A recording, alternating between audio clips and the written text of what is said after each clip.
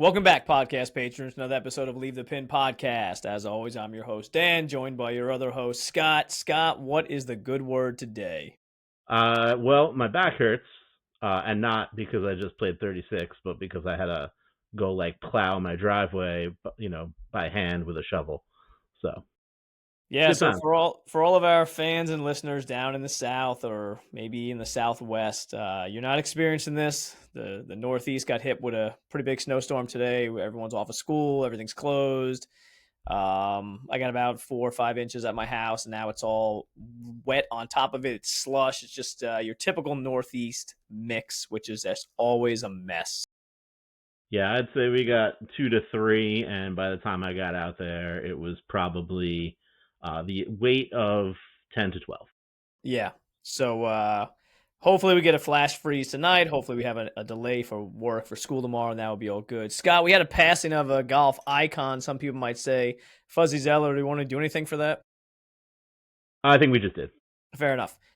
So, people, the episode today is all about the ups and downs of LIV Golf. We're going to kind of give you a in-depth approach to everything that LIV has done over the last almost 5 years since its origin in 2021. I think it's no secret that Scott and I are both, and Scott, I don't want to speak for you, but I think it's no secret that both of us are not the biggest fans of LIV Golf. Some of the things they do well, some of the things they've tried to change have kind of stuck. But overall, as a golf product, I'm not the biggest fan right off the bat. So I'm going to preface this by saying just that. My opinion, quite honestly, might be a bit biased. I'm going to try to be as middle of the road as possible. Scott, what are your thoughts on that? I'm sort of indifferent towards it, which pretty much means I'm not a fan of it. It just sort of exists in the background that is golf. I don't particularly like how they do business or kind of how it got started, but I mean, whatever. That's sort of neither here nor there. For me, it's just sort of another golf league, and it's like a golf minor league. Yeah, so let's give people kind of a breakdown. I mean, at this point in time, if you don't know what LIV Golf is, I'm going to assume you're probably living under a rock, or maybe you're just a homer for the PGA Tour, or maybe you don't follow professional golf at all. But in June 2021, LIV Golf's announced, funded by the Saudi Arabia Public Investment Fund, the PIF, which for all intents and purposes is completely limitless. And I believe they just print money worldwide and can buy anything that they want.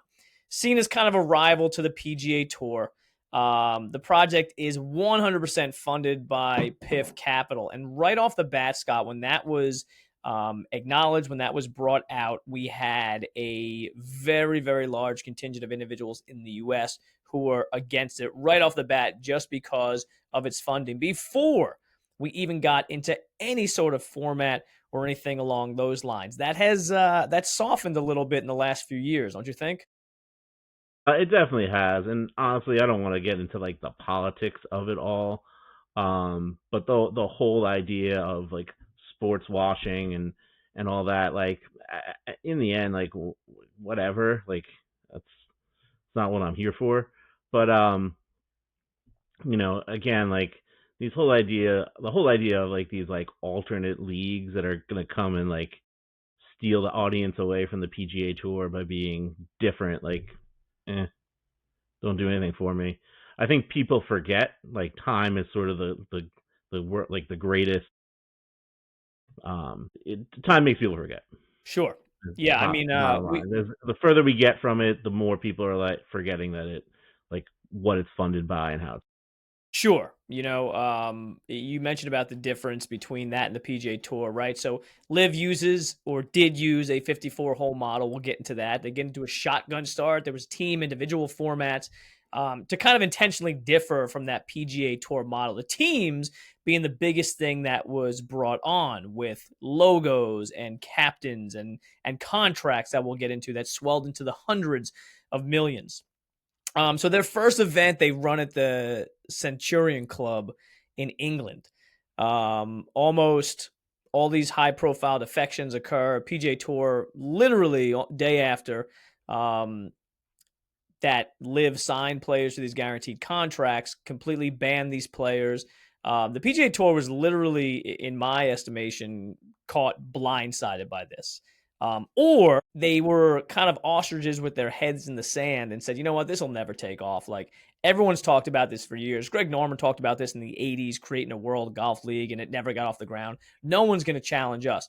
And then all of a sudden, poof, this PIF money comes out, and they're like, yeah, we got $1 billion to throw at it. It's nothing to us. That's Saudi oil money. It's like pocket change, you know? It's like, the king's like, hey, my son likes golf. All right, cool. You going to buy him a course? Nah, I'm going to create a whole entire league that's going to go against the PGA Tour. And I think the PGA Tour is one of those conglomerations that would just like, look, we're so big, we're so good. There's no way in hell anybody's going to ever challenge us. And then boom, Liv comes out, and the PGA Tour is kind of caught off guard, and they're like, should we suspend these people? Should we ban them? Like, what should we do? So we get into all these kind of controversies and stuff, and people are banned and people are fined, and then guys are going back and forth, and they're saying, I'm never going back to the PGA Tour. I would never play Live Golf. And a lot of that is for clickbait and for drama purposes. What did you think about the PGA Tour's reaction to that, Scott? Like, if you were Jay Monahan, head of the PGA Tour, and the Liv comes out of nowhere and is like, hey, man, we're taking, 25 of your top dudes and we're giving them 10x the amount of money you could ever pay them. And we're taking them overseas. Peace. Like, what do you say to that? I mean, I feel like the reaction was appropriate. Like, you almost can't be part of both leagues because one was aimed as a sort of direct competitor to the other. It's not like the European tour, which is affiliated. They have some like shared events and things like that. Like these people essentially just like broke away and created something new. The reaction to the PGA Tour, I thought, was the appropriate reaction. The players were warned, like, hey, if you do this, this is what's going to happen. So it's not like it came out of nowhere. Again, I think that the PGA Tour did what it had to do to maintain itself as like something that is an organization. Otherwise, everyone would have gone. Right. Right. And, I think that one of the issues that exists is that everyone is always defined a PGA Tour player as an independent contractor, right? They can come and go when they please. But I think that's where the PGA Tour kind of got caught with their hands like in their pockets, just like, twiddling their thumbs. Is because for years they were like, no. There's not going to be any retirement fund. There's not going to be any health care. You guys are independent contractors. You come and go when you please. And now these guys were like, yo, we're independent contractors. You said we can come and go when we please. So I want to take $100 million contract, but I still want to play the majors, that you're associated with. I still want to earn points. I still want to do this and that. And the PGA Tour is like, nah, we're not having that. And that's when you get into all those litigious situations, like with Phil and all the boys suing the PGA Tour. And that was like mid 2022. So a year later, you get these lawsuits that come out, and then half a year after that, or 8 months after that, you got the PGA Tour, DP World Tour, and then PIF, the commercial side that controls Live, agreeing to a framework agreement that, like, hey, you know what? It's cool. We're all going to work together now. Yeah, that was. I mean, I think I texted you like right after I heard about that, and I was like, "Tell me this wasn't the plan the whole time." Right? Like, is that a case of just the rich getting richer, Scott? I mean, that's always what's going to happen. By the way, you mentioned litigious situations. One of the craziest things that came out of this was the Nicklaus companies suing Jack Nicklaus for not taking the live money. Right, and that just settled. That Yeah, just just settled settled. last month. Yeah, that's why it came to mind. I was like, that's one of the craziest things. It's like, all right, the Nicklaus companies are suing Jack Nicklaus because he didn't take the money, thus costing them profit. Thus, he did not act as a responsible sort of Yeah, like shareholder or board member or whatever. and and his reaction to that I thought was the greatest. He's like, I like basically created the PGA Tour. Like I can't do that. Like Yeah, I I'd mean, lose all integrity. him and Arnold, are literally the reason why the PGA Tour exists. And what's crazy about that too is we're going to get into the numbers of some of these individuals' contracts that they were offered by Liv. But last I heard, Liv offered Jack Nicklaus something like 600 mil to do it. Right. So you got And he to wasn't even think, going to play. Yeah. I mean, he was literally gonna design courses for them. He was gonna be a showman. They were gonna prop him up, and they were basically gonna say, "Hey, Jack Nicklaus, we want to use your image, name, image, likeness to kind of combat the PGA Tour." And look, I'm not even the biggest Nicklaus fan at all. I'm not a fan of Nicklaus at all. I should say that. I'll go on the record saying that. But the dude was like, "You want me to take this money to go against something that I help build? Like, I am known as the greatest golfer of all time because I've won 18 majors, right? And I did that through playing on the PGA Tour. Mm. And then that's one of those things that happens when you take a family business, the Nicholas family business, and you've got shareholders and you've got stocks that you need to maintain or improve all the time and show profit. It gets out of the hand of the family. Right now, you've got these random board members that, who knows if they even know golf at all, are now suing him. And that literally just settled, and he ended up winning last month. Spoiler alert. It's all good. If anyone's read the news, they Yeah. So, he was gonna end up being like who was like the WWE commissioner like when we were kids? Like I think his name was like Jack Tunney or something like that. he was the President Jack Tunney. They were gonna like drag him out to like settle decisions on like the 18th green. It was like we have a tie. What do we do? Oh, here comes Nicholas. Put him in a steel cage. This is a pay per view. It's always a pay per view. So one of the things that was hilarious to me is people's opinions and how easily swayed they are when it comes to money. Okay. One of the biggest things that occurred in the beginning was people across the board. You're talking about sports writers, you're talking about people on social media, you're talking about people like us, right, that discuss golf all the time. And people were saying, I would never take live money. I would never take Saudi blood money to go play golf there. And then the numbers started coming out, Scott. And I remember probably 100 episodes back, I made a statement, and I still stick by it to this day. I understand what Saudi Arabia is. I understand the sports washing. I think you need to look internally at our own government if you're going to cast stones at someone else's. With all that being said, please tell me, and this is for the general listening audience out there, please tell me that the job that you do, if someone came to you and said, we're going to offer you 10 times the amount of money you make right now, plus you're going to work half as much, plus we're going to give you all these additional benefits, and you know what? We'll fly you private to your job every single day, that you wouldn't take that money. The only people, right? The people that complained were the people that didn't get offered. It wasn't these aging stars. It was like the rank and file, run of the mill PGA Tour guys. And I think anybody out there would be crazy to say they wouldn't take that. Hey, listen, it's real easy to say you wouldn't take $200 million if no one's offering you $200 million. Amen. The second they back that Brinks truck up into my driveway and start dumping it, like that changes. You look at the numbers in your bank account and you see, 2 to 3 additional zeros. That changes people's mind. One of the funniest things that I like, Scott, was, who we've learned is, I think over the last 10 years, 15 years, we've learned that Phil is a lunatic, right? Phil's not right. Like there's something wrong with him. And we're not talking about insider trading. We're not talking about his gambling addiction. We're not talking about all the other stories that go on behind the scenes on tour with him. But just like some of the things he says and does and acts. And my favorite thing was he made the public comment that the Saudi backers and dealing with them would be like making a deal with the devil, right? Great, analogy that he makes. And then he apologizes for that. And right off the bat, has like a $250 million offer from them. So if money doesn't change anything, that's the perfect example that it certainly does. Here's the other thing, though, and Phil's sort of the exception to the rule. Do you think Phil has any idea how much money he has at this point? No, and this is like the old adage of like, does a PGA Tour guy know how much a hamburger costs at a restaurant? Does he know how much a gallon of milk costs? Right? If you ask Phil, how much is a gallon of milk? He'd probably be like, I don't know, man, like 15, 20 bucks. You know what I mean? Here's 100. Go get me some.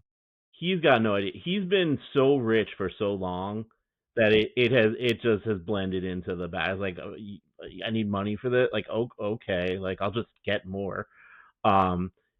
would somebody who's not him, who's on the PGA Tour, know? Probably. Yeah, Phil's an odd case, but I think a lot of those guys in the top, even top 50 in the world that are living so lush and so comfortably, Yeah. like, you know, they have guys that do it for them. Like they have financial guys. They just call them up, shoot a text. Hey, like I'm trying to buy this new Ferrari. It's, 150K. Can I afford that? Guy looks it up. Yeah, man, buy it. All right, I want to buy two of them. All right, listen, you're going to have to finish in the top 10 next week if you want to buy two. All right, bet. I'll buy two. Right? Like that's a completely different world than people listening or the normal population out there that, especially like in this day and age, you've got people that are struggling to make ends meet and going to food pantries and can't even afford grocery bills. Like, and these guys are arguing over 150 or $200 million contracts. Exactly. Right. So I think there was an enormous disconnect right off the bat for this league. And then you get into like the format changes that they did. They wanted to go 54 hole, no cut, shotgun event, very small closed fields, right? Like 42 people, 44 people. Just created this real structural problem.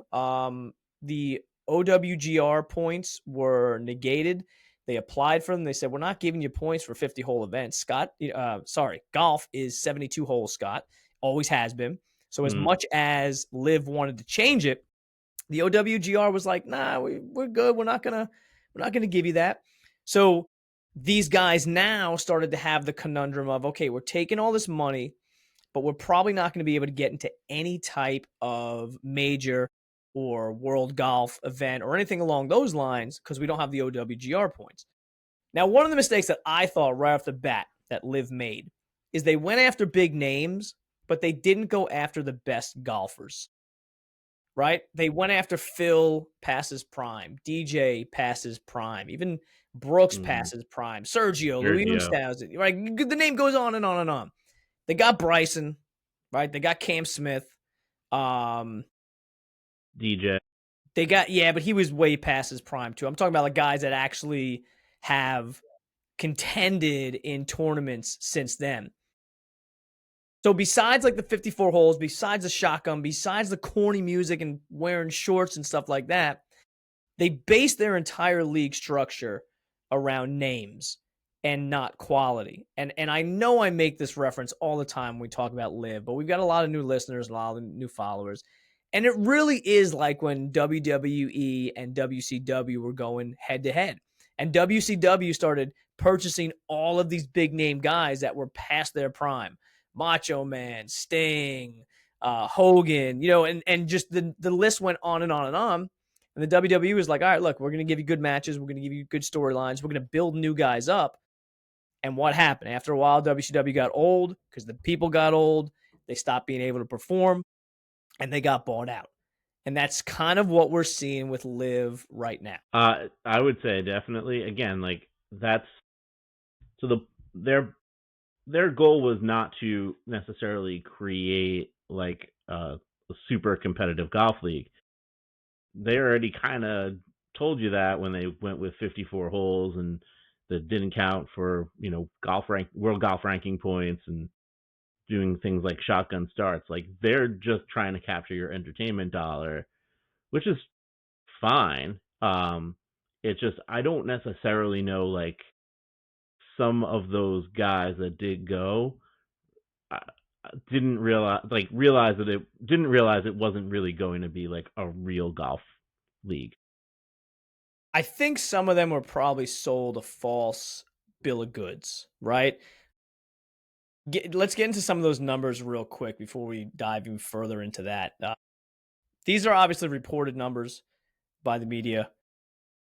These numbers aren't pulled out of thin air. People talk, right? But LIV has never publicly stated what they've paid a player.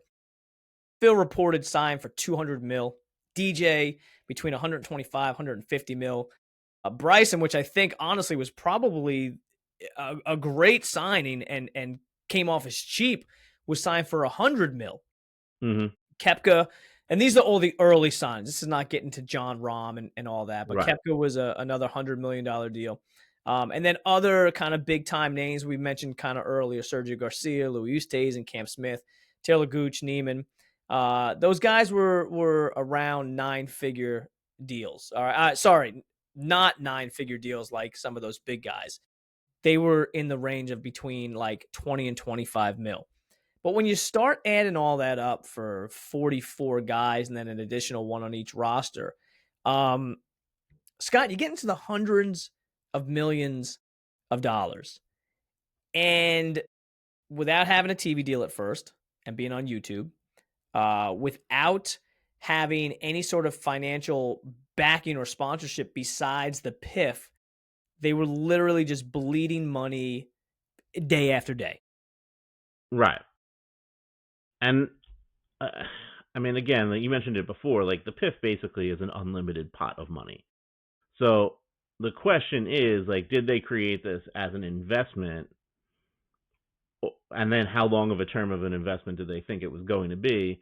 Or was it just one of those things where, all right, like we're going to definitely lose money on this, but it's worth it to promote, some of the other, things that they're trying to promote, like visiting Saudi Arabia and things like that. And I really don't know what the motivation was. I would assume that it was sort of like viewed as this long-term investment, and that eventually they would start making some money. But the curve by which you have to like start making money is so like why like it I don't know, seems kind of crazy to me. What did like Patrick Reed get? Patrick Reed was announced to be about $40 million, right? All And right. that's probably up there because he won the Masters, and you got green jackets and stuff like that. But like that's even another thing, Scott.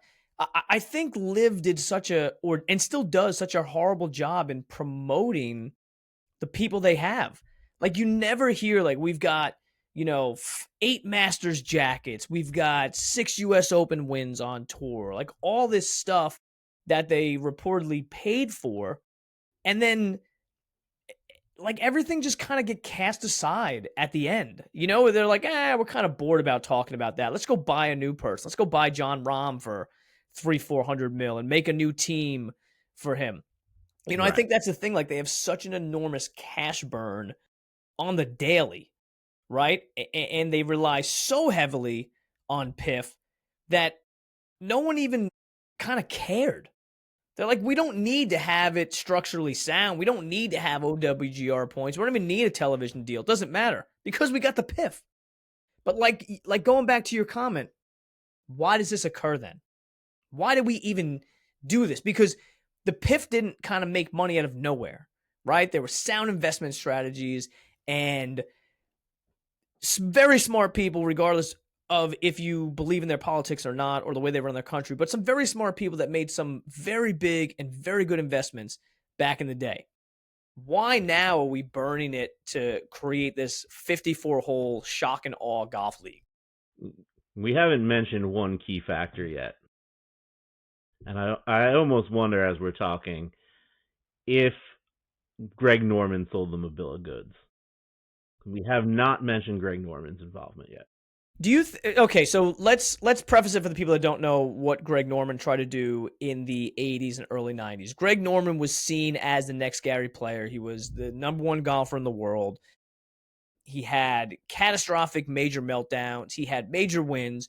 He was endearing. People loved him. He had his own clothing brand. He literally was Tiger Woods before Tiger Woods was Tiger Woods. Okay.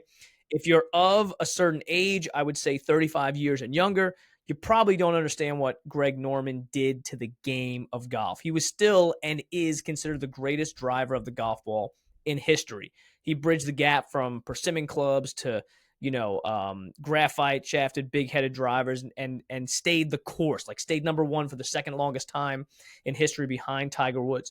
But Greg Norman wanted this global league. He wanted a world golf league, and he challenged the PGA Tour. And the PGA Tour struck him down, and he said he had all this financial backing. He said he had all these players ready to go on board, but no one wanted to go against the PGA Tour. Do you think, Scott, that he kind of kept records and notes and maybe built this platform in his mind that he said to PIF, look, I've got this. All I needed was the money back then, and I didn't have it. But now you do. Here's what we can do together. And then this occurs. I mean, he does seem like the kind of guy who seems like he thinks his ideas are the best ideas there ever could possibly be because And he'll he's the let you one who know. came up with it. Oh, definitely. He's almost, you mentioned he was Tiger before Tiger. He's also almost Phil before Phil. So That's a great point. He's U.S. Open Phil before Phil was U.S. Open Phil. right, and also with the whole like fig jam attitude, like okay, fine, like rock and roll. So that's what I'm saying. I almost wonder if he's so assured mentally that this is going to be successful that he walks into this room of investors and he's like, listen, I have this idea, it is can't miss. And psychology wise, like if you're talking to somebody who like that, who's got says all the right things and has all the right sort of the right sort of use all the right languages, has the right demeanor, like he probably walked out of the room and they're just like, all right, I'm a check. Yeah, Go how get can him. we not do it? Don't let him leave the parking lot before he goes somewhere else. So I mean, I think that was probably a big factor in this was him selling the whoever it is that manages the PIF on this product, and I don't think it really went the way he thought. No, it didn't, and they put him in charge of Live Golf. They put him as basically like the commissioner CEO. He's since been fired, right? Scott O'Neill, who came from kind of the commercial sector, starts as CEO in 2025. Scott O'Neill already has a broadcast deal with Fox. Kind of pivoted from like that shock and spend mindset that Norman really pushed, and is trying to move it towards like rights driven media, which is what you see with the PGA Tour and NBA and MLB and all these things. He also pushes for 72 holes to give everyone OWGR points, which has now been accepted. So it's kind of interesting to me, and we talked about this off air a little bit, that the young upstart company that wanted to shock the golf world has now kind of curtailed all those plans and has been put into place by the old guard of golf. They're back to 72 holes. Now, yeah, they'll still wear shorts. I'm assuming they'll still have music on the course. People love that. It's probably still more of a party atmosphere. But now it's an additional day on the course, which, Scott, guess what? That adds additional expenses. Live last year alone in 2024. You want to take a guess at how much they lost last year. Now, these are documented losses in UK filings. Okay, this is not media reported. This is actual documented losses from the tour. What do you think they lost in 2024 alone? I'm gonna go 150 million. $460 million, Scott. What do you think they've lost since the beginning of 2022 when the first event was played at the Centurion Club in England? What do you think they've lost in basically 4 years right now, 4.5 years?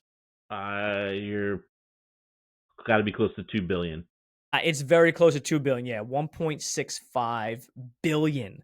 That's with a B, people. This is a league that in 4.5 years has lost 1.65 billion. I think every single person right now, whether you're intelligent or not, whether you're good at math or not, you've got to stop for a second and say, how and why is this still going? Right? Because a lot of times businesses that don't turn profitable by the fifth year or so just kind of go bankrupt, go by the wayside. Like they just keep on propping this up with cash, Scott. And quite honestly, I know for you and I, it's nothing that we ever watch.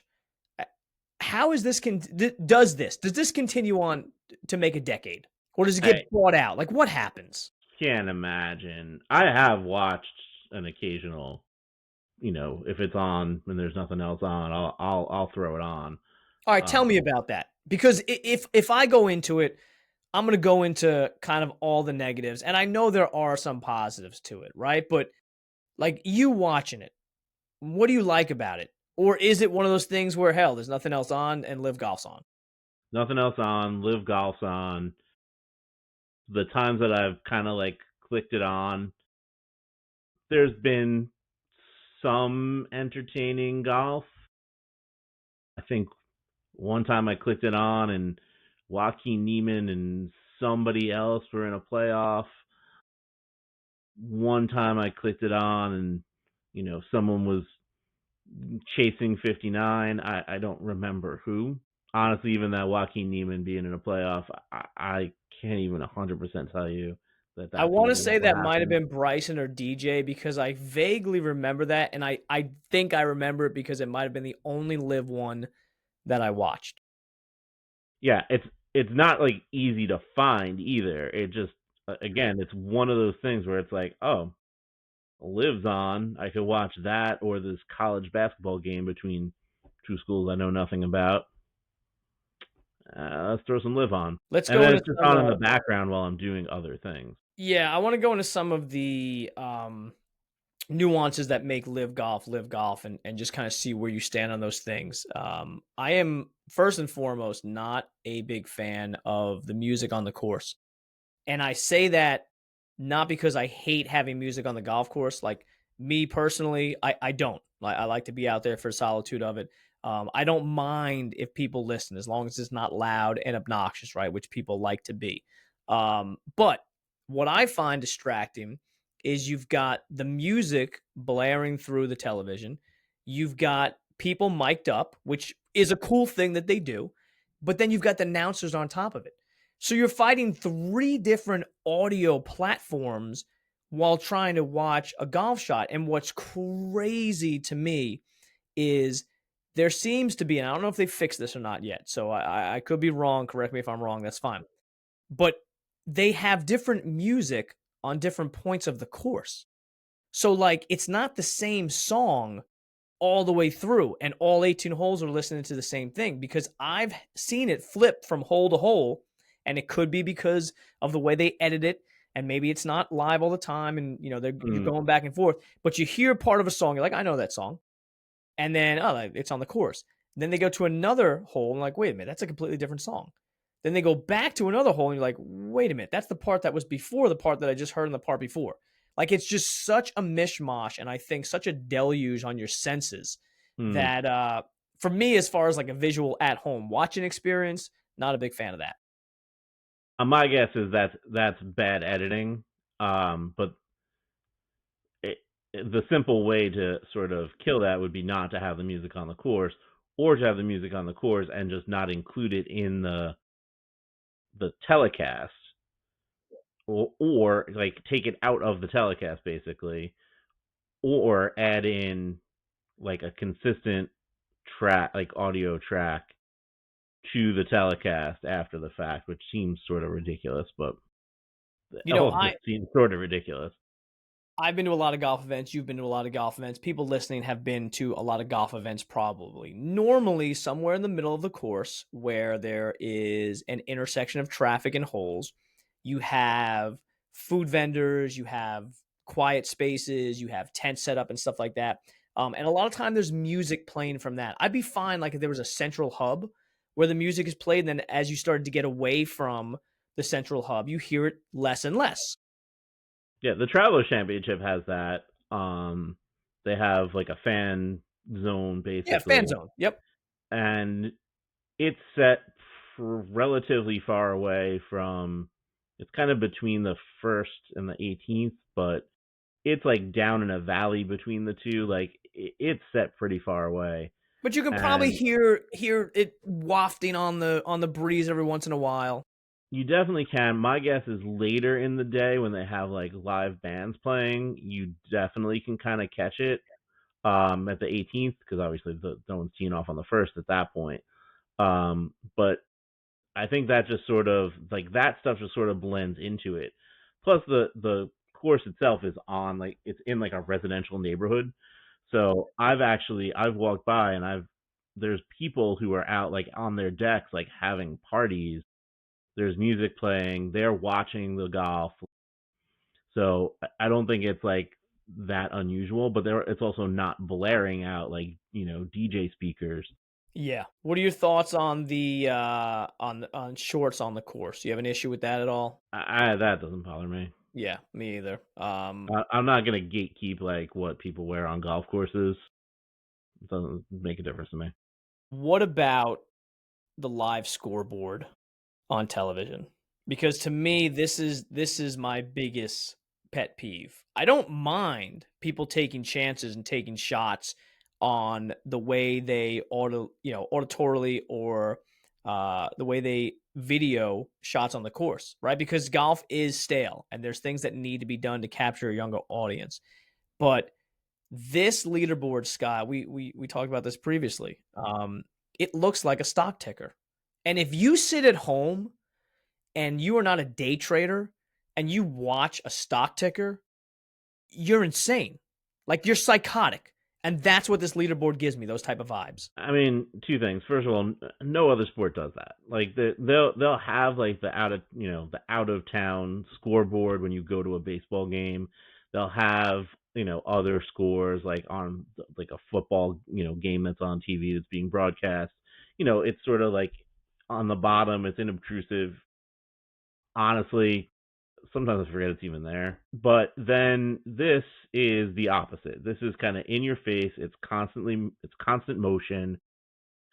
I feel like they have a lot of stuff going on the screen most times to begin with, because there's the guy playing the shot, there's the scoreboard, there's the overhead sort of GPS view of the golf hole that they're on. Right. There's the Um, distance, how much he has in, what number shot it is. Now with the Fox deal, there's going to have the Fox logo on the screen as well.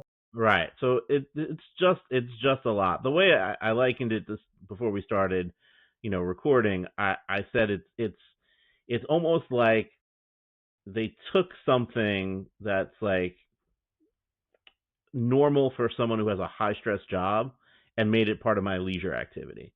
Like I just like watching this to relax. Like I'm not like trying to get some like stock gains going. Like I'm not. Here's the other uh, thing, and I just thought about it. Like, how much does like the live like sports book play into that being out there?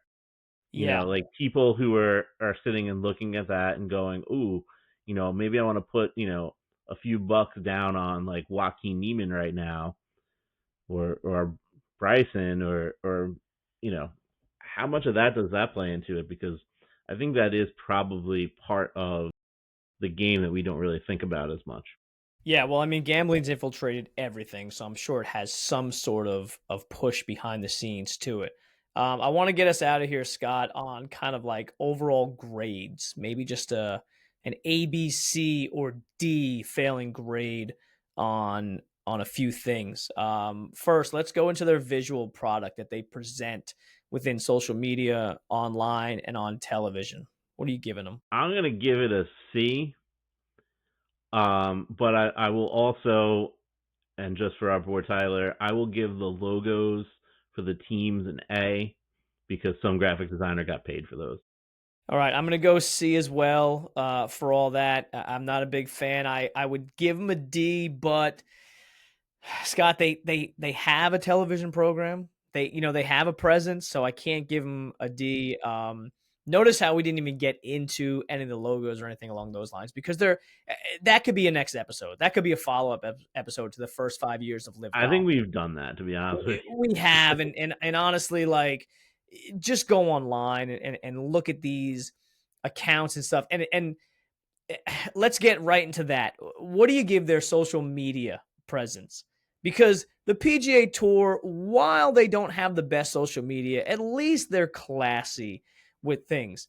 What do you give Live with their social media? And understand, it's not just Live itself; it's all the encompassing teams and players as well, under the Live Golf umbrella. Honestly, I am completely unaware of anything they do on social media, and I'm fairly well connected to golf social media. Yeah, and I think that speaks absolute volumes. I will say there's an outlier to that, and it's Bryson DeChambeau.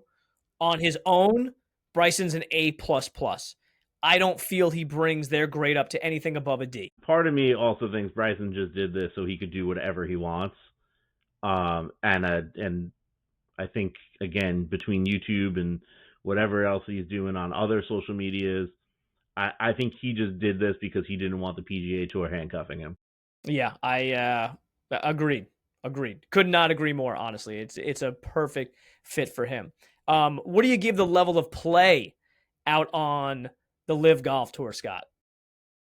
Now, again, we're not talking about just the winners or the guys that top 5 every week. We're talking about top to bottom, full field event for LIV Golf. C plus, B minus. Okay, I'm in the same range. I'll give him a B.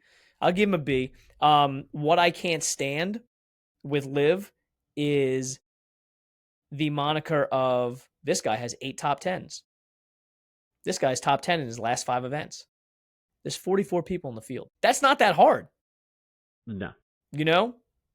I by the way, I would have maybe gone a little higher if they actually followed through on relegating people.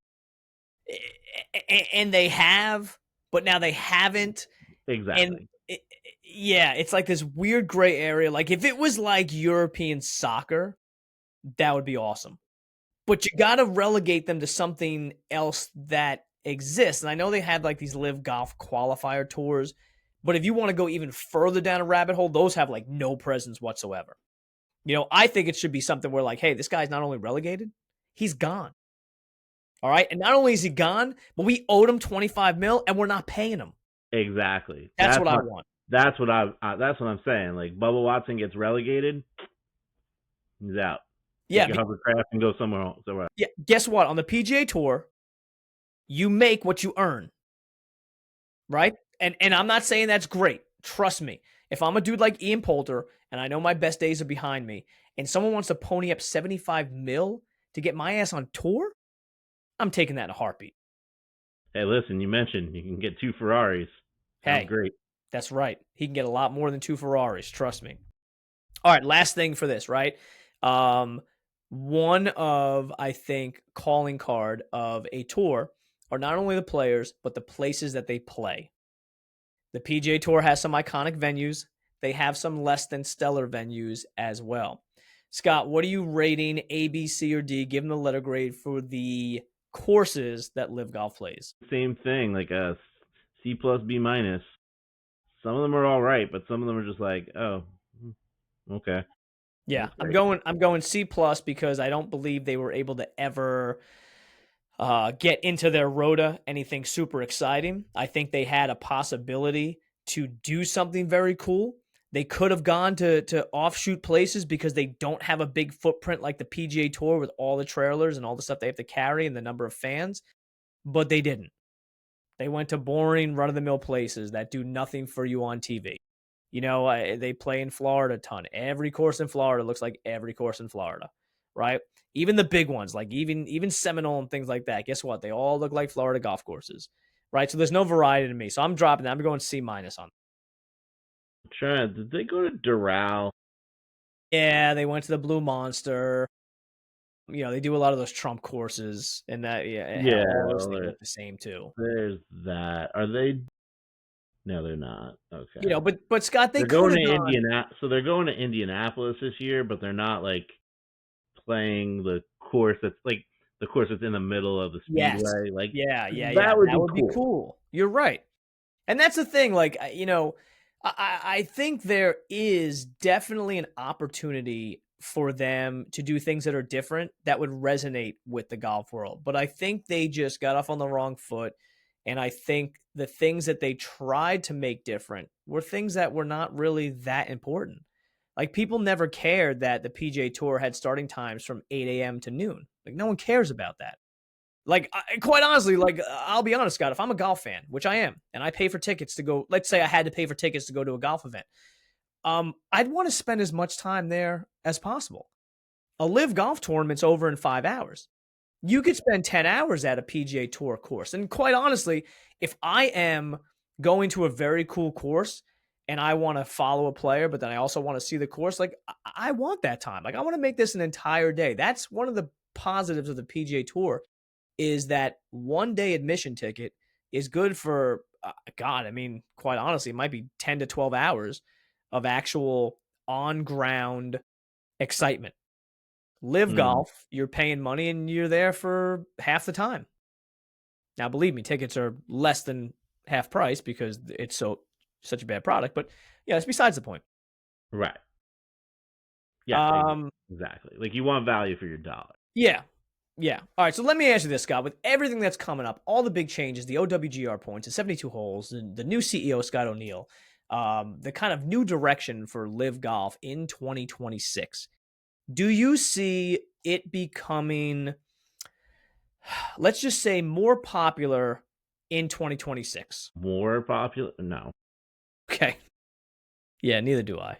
Neither do I, Scott. Neither do I.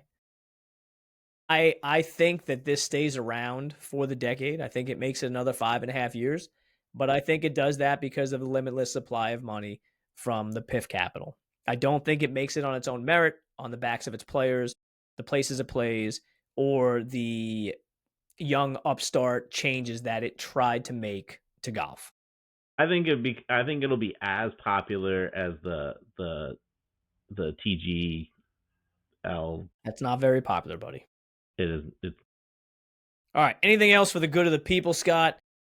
We both have snow. This isn't going anywhere soon. So that kind of sucks. The outdoor time is done. Let me show you this, Scott. I don't know if you saw this. Speaking of Live Golf, that's pretty cool. postman delivered, Scott. Ian sent that to me.